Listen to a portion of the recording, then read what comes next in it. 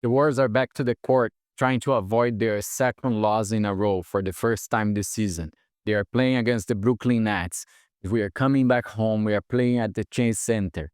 Let's talk about the key things for this game. Like we discussed here in the past video, what the Warriors needed to improve, the things that has changed in the last 4 games compared to the beginning of the season. And it's already raising some trade rumors. We're going to talk today here. What is the name that is being linked to the Warriors? And I want to know your opinion about that. So, as I said, Warriors and Brooklyn Nets. And for me, this is a warm-up game. And why I'm calling it warm-up, no disrespect to the Brooklyn Nets, but when you look to the Warriors' schedule this season, which I had brought here before, take a look. We are playing tonight against the Brooklyn Nets, first game at home. And then comes the game that really matters, right? Assuming, as I expected the Warriors to grab a win tonight, it should be a not too much complicated game if the Warriors put intensity that we have been seeing before. And then assuming we win, we're going to have probably a game against OKC on Wednesday, which will be fighting for the first spot of the West Conference so far. Right now, the Warriors are leading, but we are tied with them. So if we have won the first game at their home court, you're pretty sure that they will come with all the will to revenge that loss, right? And then not making any easier, we rest for 2 days and we play against Phoenix over the weekend, and we wrap November like that. So that's why I believe that tonight it's a warm up game. The Warriors have to win. It shouldn't be too complicated. We know John Kuminga is still doubtful for the game and questionable, but I do think he will play. Other than that, we have the entire spot. Andrew Wiggins will be fighting and playing to break a record with the Warriors. Would be the first time that he can achieve 20 plus points for 5 games in a row. He hasn't achieved that since joining the Warriors. And he has been playing well. I think the positive side of the last 4 games was definitely Andrew Wiggins. And we expect to see a lot more, as I said before here, from the bench guys. Intensity, right? The game against the Spurs was definitely a low, especially in the last quarter. And we could see that back-to-back game was waiting against the Warriors. So all of that should be back on the spot. But there's one key thing that we have been hearing and in emphasized a lot more in the last 4 games, and it's linked with a bet that the Warriors did over the preseason, right? There was this one name on the Warriors roster that was very linked with trade rumors, and the Warriors decided that he would be untouchable, right? And we are talking about Brandon Porzingis.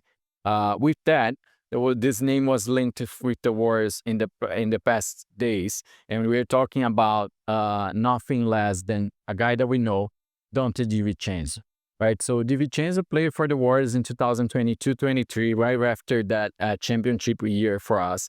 He played really well, and then last year with the New York Knicks, he had this peak of his career, I would say, and he got transferred to the Minnesota. Since then, his life at Minnesota has been on and off. He has been getting more minutes, losing minutes. The Minnesota said a couple of days ago that they don't intend to trade Dante DiVincenzo, but I'm not fully buying on it. I think if you put the right mix, you could convince Minnesota to trade for it.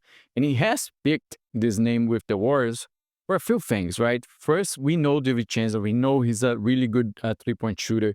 He's a really good defensive guy. And we lost Melton, right? So there is a few decisions that Mike Dunleavy, Joe Lacob, Steve Kerr, they need to make about like how we go moving forward. Since we lost Melton, it's exactly tied to the time that we saw this oscillating in our games, even that we grab a couple of wins. But I think the backcourt is impact, and DiVincenzo could fill that spot. What would be the challenge, right? Let's talk about the challenge. But before that, check what DiVincenzo told about his time with Golden State. I took that year to kind of rebalance and, revive what I thought I could be. And I don't think I could have went to a better place to do that. Playing with those dudes just completely changed my mindset of basketball. What is it about Golden State? Because you're a recent example of it, but they have a handful of guys who've gone there, had great years, gone on, signed longer deals, extended their careers, whatever it is. What is it about the culture, whatever, the organization, Steph, that really stuck out to you in the whatever 10 months that you spent there? I don't think there's like this secret recipe they're doing, but like just the style of play they have is makes a lot of guys successful.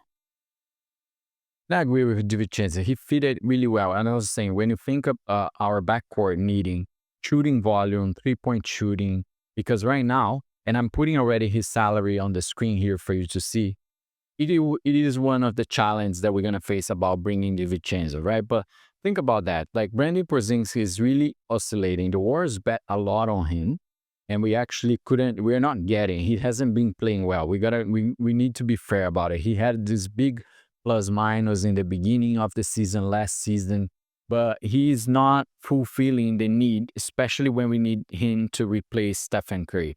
He's not really a scorer, and he has been struggling. Without JK last game off, he really emphasized how much we need someone there to fulfill this shooting volume and handling the ball as well. Because Moody, it's also playing well, but it's on and off. You have Buddy Hield that is oscillating as we expected. So we need someone else which could pair and replace the Anthony Melton role and the spot, because we haven't seen, at least in the preseason, JK and Andrew Wiggins together. It also didn't work because our weakness in the defense with that combination, right? So I think DiVincenzo definitely fits well for what we need. The problem is it starts with the salary, right? What we do to convince Minnesota to send DiVincenzo our way. The Warriors have the Anthony Melton, which pairs. We're gonna look. So take a look at the DiVincenzo salary. He's basically doing close to 12 million in the next 3 years, including this one. So the Warriors would have to fit that. So look at our salary cap. The immediate way to fit DiVincenzo, obviously, would be sending the injured Anthony Melton to Minnesota. But I don't see that happening, right? Because we would have to obviously send Melton, send a couple of picks. But Minnesota is needing people right now. They're actually having, compared to last year, their defense is struggling a little bit. They're not performing at the same level. So I don't think they would just get DiVincenzo walk away to bring a guy that is injured. It could have probably end season injured right now as the Anthony Melton. So that option would be perfect for the Warriors. Even though I like Melton, I would like to lose him. But I don't think Minnesota is buying on that. So the other possibilities that you would have is a combination of Brandon Porzingis and then potentially like Gary Payton, which has been playing well on our defense side right now from what is expected, right? Or you could combine a few other things like JK, if we're thinking about that, and then Brandon Porzingis, the Warriors would get rid of like two young core assets that we have been holding so much so far. And you could even having Minnesota asking for Kyle Anderson back. So because then you were sort of matching those like Kyle Anderson plus Porzingis, and you would match that salary to fit DiVincenzo. Remember, the Warriors are really close to the cap space, the apron, so they won't be able to pull anything unless they replace 1-to-1. And that's the problem right now. I think DiVincenzo is a solution that I like, that makes sense, that brings what the Warriors need. But to pull this off, it will take a lot more than I think the Warriors would be willing. And actually, any fan would like to, right? Would you pull this off if you have to send JK and Brandon Porzingis, or you have to send Brandon Porzingis and Gary Payton, or you have to, like, if I think if you have the option of Melton plus pick, anyone would do this at this point, considering that Melton is a great player but is injured, and in coming from this back-to-back injuries that's not allowing him to play. But other than that, all the possibilities that we have would really impact our roster right now.